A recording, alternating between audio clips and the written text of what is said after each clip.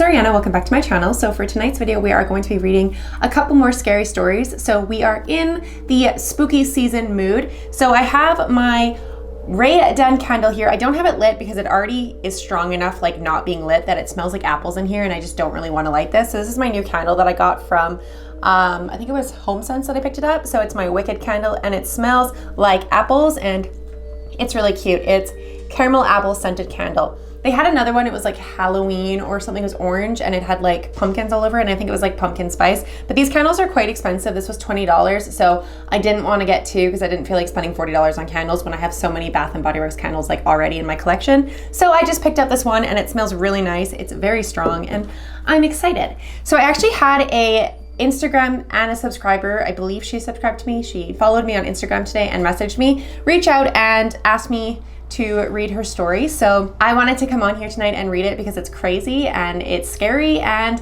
I'm excited. So the first story that I'm gonna read is from Abigail. So it's abi.gai.l. So her name is Abby Snail, which is really cute. So I'm gonna read you her story. So I'm sorry if it's so fucking loud. Cars keep going by on this road. It's fucking 9 o'clock at night and they're zooming past. Motorcycles are going by, bikes are going by, kids are screaming. It's fucking a nightmare. So I apologize if it's really, really, really loud on my street right now, but it's driving me fucking crazy. And it's really fucking hot. We're in a heat wave right now, so I'm even more irritated. Also, that is why I don't have a wig on today because it is too fucking hot in my studio to put a wig on. So we're just dealing with my natural hair. It's like this weird kind of grayish, purple-ish green color. It's very interesting. That dye from Lunar Tides was really bad. So I'm really disappointed with it. It only lasted like a week in my hair and then faded to this weird freaking color. So I would not recommend it and I will not be using it again. So there's my little update on my hair and how that dye worked for me. It definitely did not. So let's just jump into Abby Snail's story. I have a long story for your next true ghost video. When I was back in high school, I had a couple of friends who invited me to go to an abandoned church with them. I agreed to go, but only during the day. They had asked me to bring my Ouija board, but I hadn't yet used it. It was a bad idea, I know, but I was a kid and I didn't know any better. I went with two guys, let's call them David and Matthew, and one girl, let's call her Veronica. We drove up an hour up the highway, took an exit to an old town that is known to be super haunted. We pulled up to this tiny 2-story church that was all gray, boarded up windows, and doors with a graffiti all over it. A very small cemetery in front. This was the church seen in the 1999 film, The Blair Witch Project. We get to the back of the building with a large gaping hole that was about 8 feet tall and walked through the first level. I was greeted with a sense of uneasiness. What I think is the most strange part of this floor is how it's sunny weather without a cloud in the sky, and yet I can't see 5 inches in front of my face. It's pitch black, even with an 8-foot hole. The guys were goofing off, which Veronica and I mutually felt super uneasy, and she asked if we could go off this floor and go upstairs. We go upstairs, and it's much brighter. We could see the whole room clear as day with only a small hole in the corner of the room. There's a grand piano and rows of benches. I could have just been paranoid, but I felt someone in the back left corner watching us, but there was no one there. We pulled out the Ouija board, and nothing eventful happened. As we were putting it away, we heard 3 knocks on the right wall next to us. There was no one there, and we were alone. We decided it was time to leave, and we were walking down the stairs. The knocking quickened in sets of 3s. Knock, knock, knock. Knock, knock, knock. Knock, knock, knock. Matthew yells back, "Okay, we're leaving," and we rushed out of there. Walking back to our cars, still near the church, Matthew feels a painful tug on his shoulder. I saw his shoulder get pulled by nothing. He thought it was me. When we got back to the car, Veronica decided to Google the church and its history. If we had known what had happened there, we should have never gone. Originally, it was a place where accused witches were hung. Then it was an African Methodist church during the Civil War. After it became vacant, a satanic cult took it over and performed rituals on the first level. And that was how she ended the story. Holy shit, that's terrifying. Oh my God. I don't like Ouija boards. I would never, ever, ever use one, like at all. Never in my life would I ever use a Ouija board. So the fact that you guys went to like an abandoned church that had like spooky vibes all over it and you pulled out a Ouija board and tried to contact something is terrifying. I really hope you guys like closed the board properly and like followed the actual rules of Ouija and didn't let anything out or attach to you. But it sounds like that is a really, really haunted area and really haunted spot. So that's terrifying. And oh my God, I would never, ever, ever go back. So thank you so much to Abby Snail for letting me read her story. That is terrifying, and I loved every second of that. That was amazing, and I love reading your guys' personal stories. So if you guys ever want to send me personal scary stories, please contact me on Instagram or Twitter or wherever. You can even contact me in my comment section here, and I will definitely read your guys' stories. But now I'm going to hop over to Reddit, and I'm going to pull up the next story that I want to read that I got permission to read from. Okay, so the next story is Always Stay on the Path in the Woods. So this is from the No Sleep section on Reddit and from a user that I've actually read their stories before. So this author is amazing. So this is 02321. So I will list their story in my description box down below so you guys can go check out more of their other stories because they make amazing stories. So here we go. We had a tradition of going to see my grandfather every summer and spend some time at the cabin. The cabin is by a lake and older than he is. My cousins drop by most years, and it's the only time I get to see them. My cabin is a load of fun for a child spending their carefree summer. We swam, we fished, and got taught how to clean fish to cook. The one thing I disliked about the cabin was there was no indoor washroom. A shower set up outside, an outhouse a few steps off into the woods was the worst thing about the cabin. I hated using the outhouse. Bugs always took over the inside, and I had a rational fear of something reaching up to grab me if I sat down. We begged my grandfather to get indoor plumbing. He tried his best. So far, he only got a tub hooked up, but his water heater could only handle so much, so we were banned from using it in the summer. The place really being barely held together. It would be cheaper to buy a new cabin than to renovate it. We still went every year, always forgetting the negatives until we finally arrived. Even my father complained about the outhouse, and he didn't complain about much. My grandfather also had a rack of hunting rifles and one shotgun. He taught all of us never to touch them and to respect the weapons. He left the cabinet they were inside locked, the guns unloaded, and the ammo hidden somewhere in the cabin. He took no chances with the guns around a bunch of kids. He threatened to whip our ass if he ever saw us touching them, and told us it was because he loved us and didn't want an accident to happen. I asked why he kept the guns. I didn't see him use them, aside from the shooting a deer or two. I would see him go off into the woods while we swam with a rifle on his shoulder, but normally he never came back with some animal he shot. I didn't think he would kill something to waste leaving it behind. Or did I think he was just a bad shot? He may walk slowly, but his eyesight was better than ours.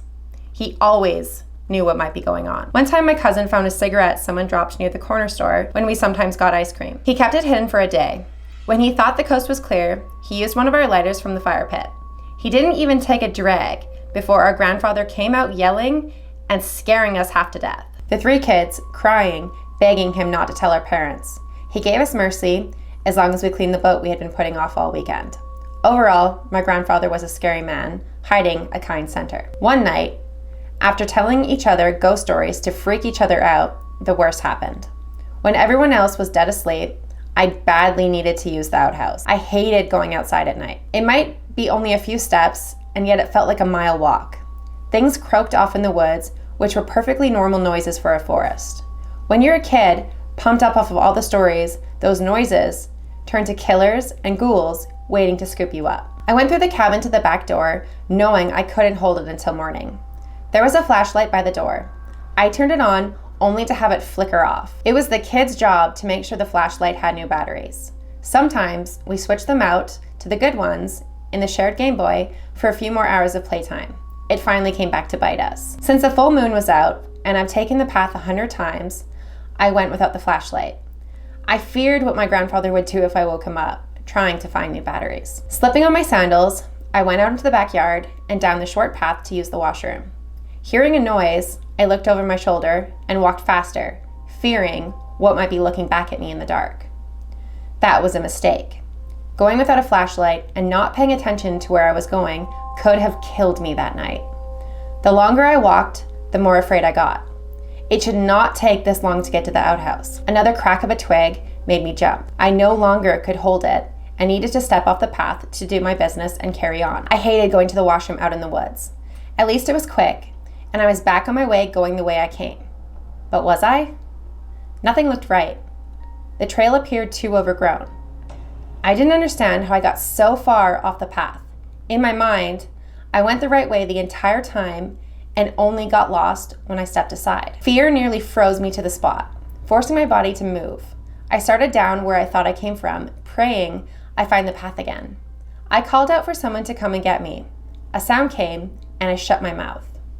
Heart beating so hard it hurt, I looked around trying to see what was stalking a poor scared kid in the dark. Something flew at me, wings flapping and a screeching cry made me snap.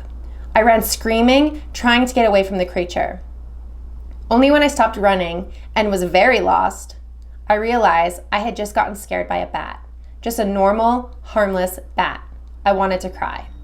Unless someone noticed I wasn't in my sleeping bag when they woke up for the outhouse as well, no one would know I was missing until the morning. How long would it take until someone did notice? I skipped breakfast pretty often. They might assume I might just be sleeping in. I didn't want to stay in the woods overnight. Having no other options or ideas of what to do while lost, I kept walking while trying to force back my tears. I'd forgotten it was best to stay in one spot while being lost in the woods. Just going deeper in them wasn't the best idea. I felt cold, scared, and getting eaten alive by bugs. My small heart nearly broke over the idea of being out there forever, starving to death, and no one ever knowing what had happened. Thinking back to the books I've needed to read in school, I wondered if I could live out in the woods until they found me. If I found clean water and could figure out how to make a fire, I might be able to. The issue being, I've never actually started a fire without a lighter. I tried with sticks, but it took too long. We always gave up. Me and my cousin loved burning things, and we were impatient. There was always a lighter to use. I wanted to try to find the cabin until the sun rose. If I was still in the woods by tomorrow night, I would buckle down to figure out how to make a fire. Wait, wouldn't someone smell the smoke and find me sooner? Or would I burn the entire forest down? Getting motivated, I started to look for a clearing I could use for a fire pit. It took a while, but I found a spot where the ground looked to be mostly dirt. It took longer to find a stone I could use to start digging out a hole in the dirt for my fire pit. My hands cold and the rock cut into my fingers a few times. Then I needed to find the right sticks and kindling to get the fire started. And then finally, get enough wood to keep it going if I did get one started. I didn't go out of sight of the clearing as I collected what I needed. Exhausted by the time I thought I was ready, my pit was filled with dry leaves and small sticks.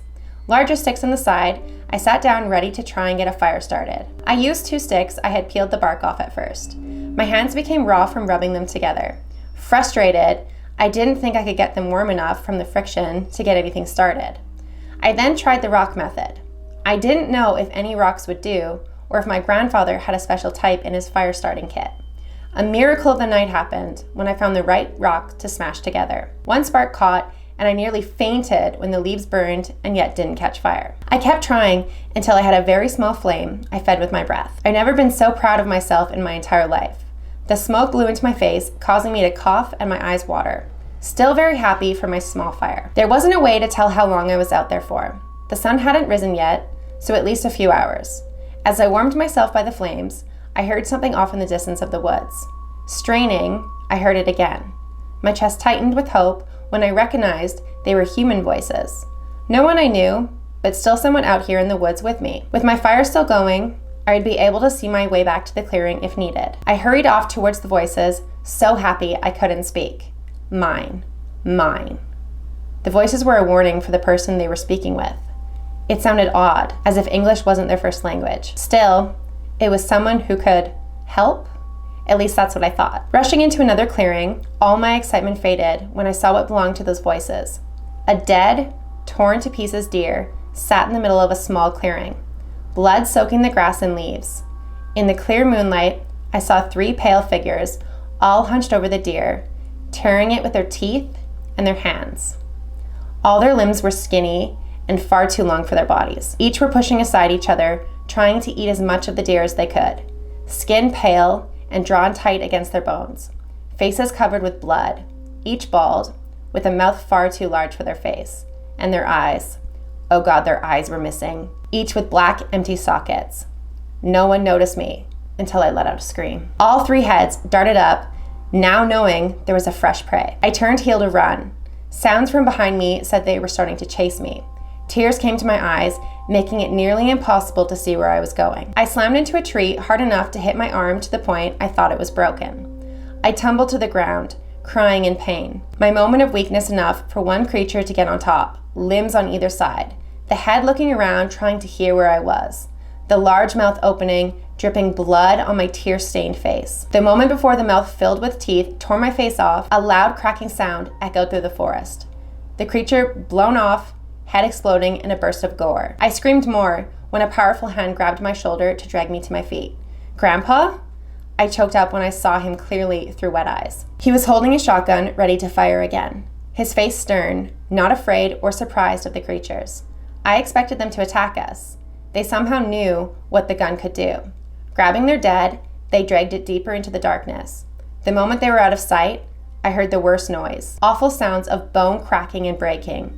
They were eating the one my grandfather shot. It was all too much for me. I broke down sobbing, my grandfather silently bending over to pick up the sobbing child in one arm as he carried me through the woods. He stomped out my small fire on the way out. He didn't scold me for crying or getting lost.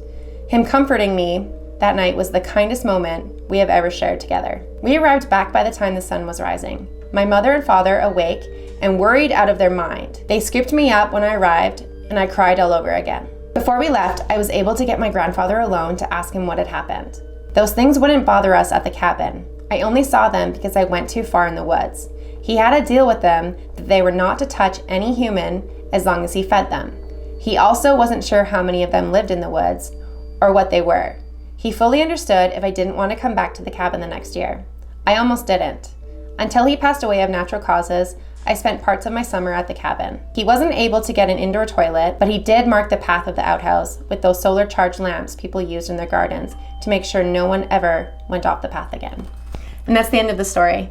That is so well written. This author is amazing. I highly recommend going to their Reddit and reading more of their stories. Their stories are always super well written and so incredible, and honestly, they give me chills. I have goosebumps. My hair is standing up, if you guys can even see that. My hair is standing straight up. Oh my God. So I really like this author. This is the same author that had this story, I Met a Strange Boy in the Woods. So if you guys haven't already seen that video where I narrated his story or their story, go check it out. I'll post it up in the eye. I absolutely love them. They make such amazing stories. They write such incredible stories, and I highly recommend going and checking out their Reddit because they are incredible. So this was all of the stories that I wanted to read tonight. It is too hot in here to read another one. I am dying. If you guys are interested in this look, it'll be up on my TikTok. I lip synced to a scary story while doing this makeup. So if you guys are interested in that story and watching me create this look, then go to my TikTok. It is twistedglam_. Basically all of my socials are twistedglam_. You guys can go check all of my socials out. I have Twitter, Instagram, and TikTok.